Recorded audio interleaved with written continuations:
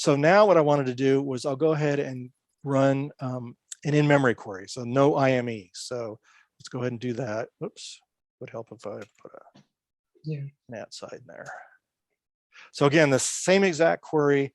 The only difference being that I have in the previous query, I basically said no in memory. I said alter session in-memory query disable. So kind of that you can do that with a hint or a session parameter, that kind of normal thing we've showed in the past, where you can actually test a query without having to disable or unpopulate all of the objects in the column store. You can do this kind of dynamically. There are some caveats with that for other features, but for this, it's a perfectly valid test of column store versus row store. So notice that ran in 15 seconds. Table access in memory full shows us we did our query against the column store. And in our session statistics, we see that we've accessed in memory. So we have our in-memory statistics. So we're accessing data in the column store and returning that much faster. So I would say from 25 seconds to 15 seconds, almost not quite a 2x. If you count the 40 seconds, then it's even better than. So what I did, and I did this ahead of time only because I just didn't want to have everybody wait around for us to repopulate the line order table. But what I wound up doing is in order to create an in-memory expression, it's an alter table command. So I said alter table line order. I added basically a virtual column, and then we've set some parameters. And again, you can go back to our other in-memory expressions session. Actually, I guess I could just, since we're. You got a typo? Yep. Which is why I script everything. So in our environment, what I've done is I've set in-memory expressions usage to enabled, and in-memory virtual columns, this guy here, to enable. So that enables not only the ability to use in-memory expressions, but to automatically populate in-memory virtual columns that have been defined. If you don't set enable, then you'll have to go in and manually alter table in memory and then specify the column to be enabled for in-memory as well, the virtual column. So it's make life simple. Just set these parameters to enable, and then you don't have to worry about it. So that's the only caveats to, and I don't remember what the defaults are. I think I have it on a slide we'll go back to. Yeah, the default for the in-memory virtual columns is actually manual. And the reason was that we didn't want people who upgraded from 12.1 to 12.2 to suddenly see the virtual columns being populated, because not every virtual column may be used for your analytics. Some may be used just for partitioning, for example.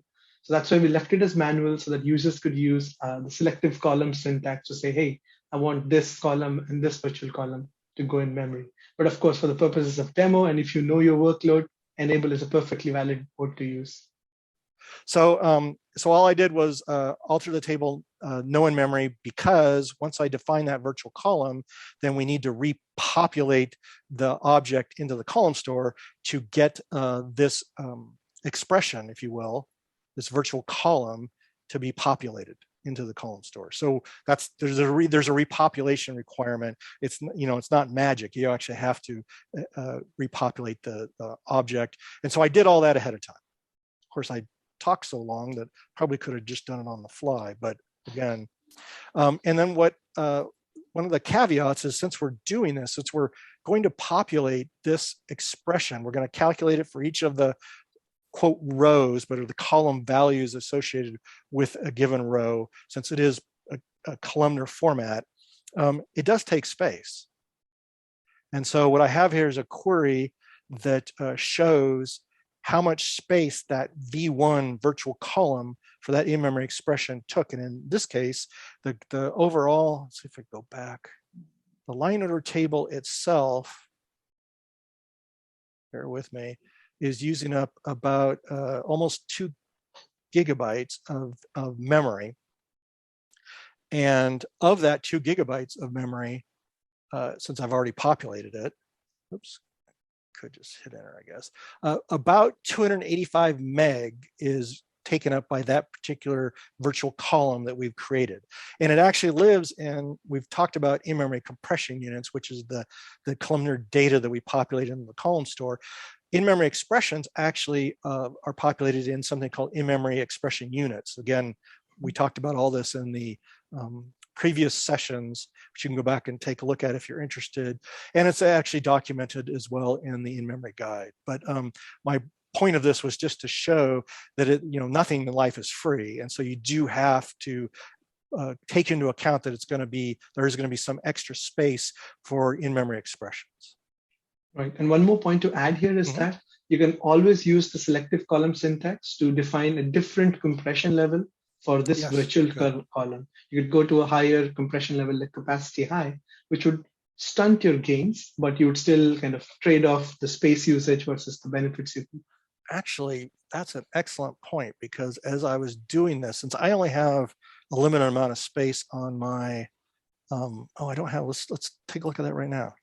I thought I had it on there. So I actually had to, which, we've talked about compression in the past, attributes. There we go, this guy. I actually set for the Chicago data table and the line order table, the one we're talking about, capacity high.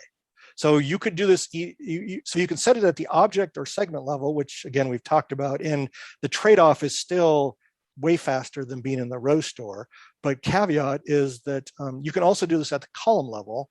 And I did this because I couldn't get it all to fit otherwise. So, so that's actually a good point. And I did keep the query here so I could talk about or reference to it. But the excellent point is that there may be a case where you decide to vary the compression levels, which a lot of folks kind of think of in-memory or the default in-memory memcompress for query low, which is the default compression, as being the only one you can use. But realistically, most of our Oracle customers don't run around with terabytes of memory on their database servers that they can allocate to the column store.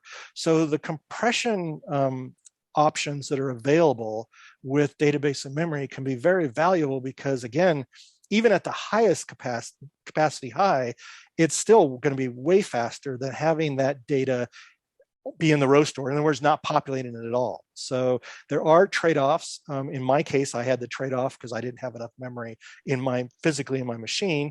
You may bump into that or not, depending on how much your workload and how many objects you want to populate and the columns you want to get populated. But yeah, that's a good point, that you can, if you decide that you want to have in-memory expressions, you could choose to populate those at a higher compression level.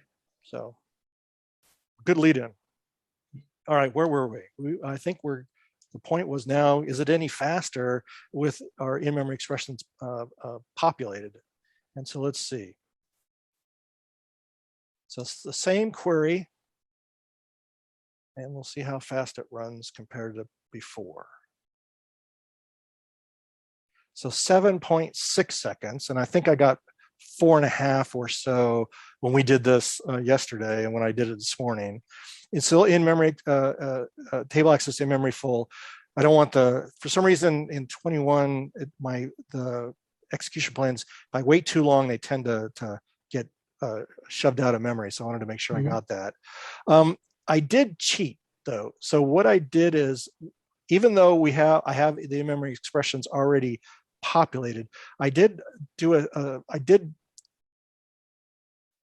make a session parameter to not use it. And so 15 seconds with not using the in-memory expressions, and we showed that to you because we don't have anything. All we've done is in-memory access in session statistics. So in my current environment with the current load on my machine, 15 seconds to run our query in memory. And sorry about scrolling, and with in-memory expressions enabled, 7.6 seconds. So if you think about it, the only difference is that we populated that expression into the column store as an in-memory expression in a virtual column. So we literally cut the response time in half based on that expression, which you would think, wow. So, arithmetic expressions are relatively expensive, I guess. I mean, relatively in the sense that we can make it a lot faster if we pre-compute them. And so that's kind of the power of the overall in-memory expressions. And this is a pretty simple expression. I don't know if you want to chime in on that. Yeah, I mean, so one part here is that obviously you avoided the repeated evaluation for every row because you had value cached. And the other sort of thing to note here is that you have a sum there.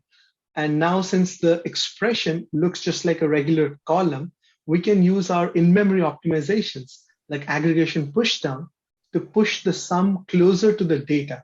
So now every time we look at one of these in-memory columnar units that Andy referred to, we can run the sum on the expression and then just quickly return one row out of there, as opposed to returning all the rows to some function. We're just going to run the sum again and again. So you see two benefits here. One is the avoidance of repeated evaluation, and second is all our in-memory query smarts kick in for the expression now. Right, and it's kind of funny because I was just looking in when we have, and there's a couple other scripts we'll run where we'll look in the predicate field, because obviously there's no where clause in this query, so we don't see any push downs. But the reality is, and we don't show that in the execution plan, but not only do we push down filter predicates, but as you mentioned, aggregation functions, if you will, like sums, mins, maxes, we'll do those calculations while we do the scan in the column store. So that's another benefit. And you're right. So we're able to do that because we're treating it as another column. Good point. And then the other thing I wanted to highlight was, remember I mentioned that with in-memory expressions, we have some additional statistics, and you can see that here. We didn't see that prior to when we didn't have an in-memory expression available to the query. And now that we do, you can actually see that we got some significant benefit from the time, but I guess significant benefit is relative. But here we can see that we did leverage in-memory expressions when we queried our roughly 60 million rows in the column store, or column values, I guess. I mean, ultimately they wind up getting stitched back into rows, but we tend to talk rows in Oracle, but really we're talking about column values in this particular case. So right. And regarding the 2x gains, if you made your expression more complicated, and we have seen sort of certain financial applications having logarithms in there, which can really give you anywhere from 10 to even 100x. We have seen some cases there. So yeah, 2x is the modest end of the number. Sure, because I mean, and it's 2x on top of the performance we went from what, 40 seconds to 15 seconds. Right. And then we went from 15 to what, 7.5 seconds. So this is 2x just within the column store query, not 2x over the row store query. So if we actually go from 40 seconds to 7.5 seconds, that's a considerably bigger difference when you're talking the row store in a fully loaded, if you will, column store query. So pretty significant. And yeah, again, you're right. More complicated queries, this is pretty simplistic, but we're just demoing. More data, if you're looking through hundreds of gigabytes or a terabyte of data, we actually have a customer that has, we've been working with recently, that has over a 3 terabyte column store. So when you get into those kinds of numbers, this becomes much more pronounced as far as the kind of time savings you can see.